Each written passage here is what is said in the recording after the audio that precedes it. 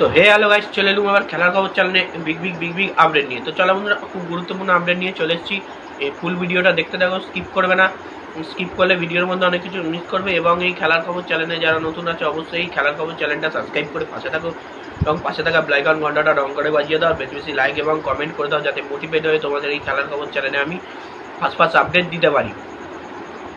তো চলো বন্ধুরা, ফার্স্ট যে আপডেটটা নিয়ে কথা বলবো, খুব গুরুত্বপূর্ণ একটা আপডেট তোমাদেরকে শেয়ার করতে চলেছি এই ভিডিওর মধ্যে। তো প্রথমেই যাকে নিয়ে আপডেট দেবো সেটা হচ্ছে মোহনবাগানের প্লেয়ার আশিক কুরুনিয়ানকে নিয়ে। তো মোহনবাগানের প্লেয়ার আশিক কুরুনিয়ান কিন্তু অনেক বছর পর আইএসএল এর ম্যাচ খেললো। ডার্বি দিয়ে কিন্তু সে স্টার্ট করলো তার আইএসএল ম্যাচ। হয়তো প্রথম থেকে গেম টাইম পায়নি, প্রায় 15 থেকে 15 মিনিটের মতো গেম টাইম পেয়েছে, এবং অসাধারণ কিন্তু পারফরমেন্স করেছে। তাকে দেখতে পাওয়া গেছে একটা দুর্দান্ত বল ডজিং করে নিয়ে যেতে, মানে সে যে তার ছন্দে রয়েছে, খেলার মধ্যে রয়েছে সবসময়। এতদিন বাদে যে মাঠে নামছে, তার খেলার প্রতি কিন্তু এখনো পর্যন্ত সেই পুরনো ছন্দটাই থেকে গেছে, খারাপ কোনো রকম ব্যাপার নেই।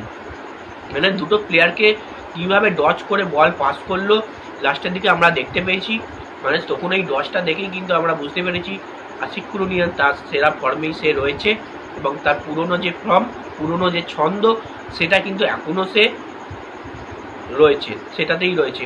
তো এবার যদি আশিক কুরুনিয়ান গেম টাইম পায় আরও, তাহলে মোহনবাগান শিবিরের হয়ে সাইড ব্যাক থেকে কিন্তু অসাধারণ পারফরমেন্স দিতে পারবে। এবং লিস্টান কোরাসো বা মনবীর সিংয়ের পর যদি কেউ হয়, সেটা কিন্তু আশিক কুরুনিয়ানকে নামিয়ে মোহনবাগান ট্রাই করাতে অবশ্যই পারে। তো দেখা যাক আশিক কুরুনিয়ান মোহনবাগান শিবির আর কত দূর এগোতে পারে, আর কত ভালো পারফরমেন্স দিতে পারে মোহনবাগানের জন্যে। এবং এবার যে আপডেটটা নিয়ে কথা বলবো, খুবই গুরুত্বপূর্ণ একটা আপডেট তোমাদেরকে শেয়ার করব। জনি কাউকে কিন্তু আবারও এমবিএসডিকে নিয়ে বড় মন্তব্য বা বড় বার্তা দিল। তো মোহামেডানের সঙ্গে ম্যাচ ছিল মোহনবাগানের, সেই ম্যাচ কিন্তু দেখতে এসেছিল যুবভারতী তিরঙ্গানি জনি কাউকে। সেই ম্যাচ জনি কাউকে দেখতে এসে ম্যাচ শেষে সে যখন মাঠ থেকে বেরোচ্ছিল, তখন কিন্তু প্রেস কনফারেন্স বা সাংবাদিকরা কিন্তু জনি কাউকে জিজ্ঞেস করে মোহনবাগানকে নিয়ে অনেক রকম প্রশ্ন। সে বলে, মোহনবাগানের আমি একটা সমর্থক হিসেবেই খেলা দেখতে এসেছিলাম, আমি একটা টাইম মোহনবাগানে খেলতাম, মোহনবাগানকে ভালোবাসি, এবং সেই ভালোবাসা থেকেই কিন্তু আমি খেলা দেখতে আজ এসেছি। মোহনবাগানে খেলা ভালো লাগলো, প্রতিটা প্লেয়ারই ভালো পারফরমেন্স দিয়েছে, এবং মিনি ডার্বি কিন্তু জয় তুলেছে। মানে সে কিন্তু এখনো পর্যন্ত বোঝাতে চাইছে যে এখনো পর্যন্ত সে জানে মোহনবাগান কতটা ভালো দল এবং ভারতের একটা সেরা ক্লাব। সেই ক্লাবে কিন্তু সে খেলেছে, এবং সেই ক্লাবকে কিন্তু এখনো সে ভালোবাসে। এবং তাকে নিয়ে হাবাসকে নিয়েও কথা বললো, অনেক কিছু সবই কিন্তু সে জানালো। মানে কোনো প্লেয়ার কোনো টিমে দেখিনি, প্রাক্তন প্লেয়ার যে খেলতো সে আবার কিন্তু পরে এসে খেলা দেখতে এসছে, বা বেশিরভাগ বিদেশি প্লেয়ার। কোনো আইএসএলের টিমে আমি দেখিনি। এটা মোহনবাগান বলেই মোহনবাগান বলেই এটা হয়। এবং ইস্টবেঙ্গল বলো, মোহামেডান বলো, চেন্নাই, ব্যাঙ্গালোর, তারপরে তোমার হায়দ্রাবাদ, জামশেদপুর, এইসব যে ক্লাবগুলো জায়গাগুলো আছে, এইসব টিমের কিন্তু কোনো প্রাক্তন প্লেয়ার কিন্তু খেলা দেখতে আসে না। একমাত্র মোহনবাগানের কাছেই সম্ভব এই জিনিসটা করা। তো যাই হোক, জনি কাউকে নিয়ে এই বার্তা ছিল। তো এবার যে আপডেটটা নিয়ে কথা বলবো, খুবই গুরুত্বপূর্ণ একটা আপডেট তোমাদেরকে শেয়ার করতে চলেছি।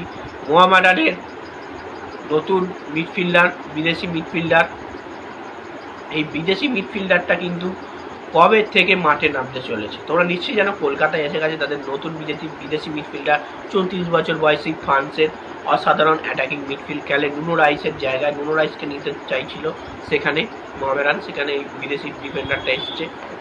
তো সম্ভবত নেক্সট যে মোহামেডানের ম্যাচ আছে, মানে এখন তো পুরোপুরি ব্রেকের পর যে মোহামেডানের ম্যাচ আছে, সেই মোহামেডানের ম্যাচে থেকে কিন্তু আমরা খেলতে দেখতে পাবো এই প্লেয়ারকে। তো দেখা যাক মোহামেডান কতটা দূর এগোতে পারে এই দলকে নিয়ে। তো আমার কাছে যে খবর আছে, মোহামেডান কিন্তু ইস্টবেঙ্গলের থেকেও এখন ভালো পারফরমেন্স দিচ্ছে, মানে আইএসএলের কিছু ক্লাবের থেকেও কিন্তু এখনো পর্যন্ত ভালো পারফরমেন্স দিচ্ছে মোহামেডান। তো এই ছিল বার্তা। তো ভিডিওটা যদি ভালো লেগে থাকে লাইক, কমেন্ট, শেয়ার, সাবস্ক্রাইব করে পাশে থাকো। বুঝতেই পারছো সর্দি কাশি, গলা বসে গেছে, বেশিক্ষণ কথা বলতে পারছি না, নাহলে আপডেটটা একটু বড় করতাম। তো যাই হোক, মূল কথাগুলো বলে দিয়েছি। ভালো লাগলে লাইক, কমেন্ট, শেয়ার, সাবস্ক্রাইব করে পাশে থাকা 5000 সাবস্ক্রাইব খুব তাড়াতাড়ি করে দাও। বাই। আর নেক্সট ভিডিও দেখা হচ্ছে।